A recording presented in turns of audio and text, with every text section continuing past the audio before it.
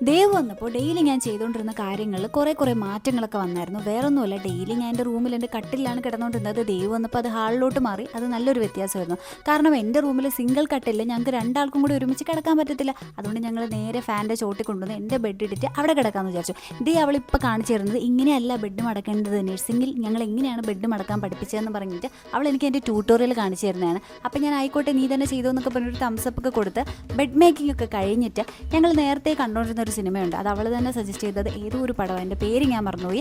അതിൻ്റെ ബാക്കി എവിടെയാണ് തപ്പിക്കൊണ്ടിരിക്കുന്ന സീനായിരുന്നു. സംഭവം ഒരു 10-12 മണിയായെങ്കിലും സിനിമ കണ്ടിട്ട് കിടന്നുറങ്ങാമെന്ന് വിചാരിച്ചു. കാരണം നാളെ വേറെ പണിയൊന്നുമില്ല, ഓഫ് ഡേ ആയതുകൊണ്ട് ഞങ്ങൾ ആ സിനിമ ഇരുന്ന് കണ്ടു. സിനിമയൊക്കെ കണ്ട് തീർന്നപ്പോൾ തന്നെ ഒരു 1:30-2:30 മണിയായി കാണും.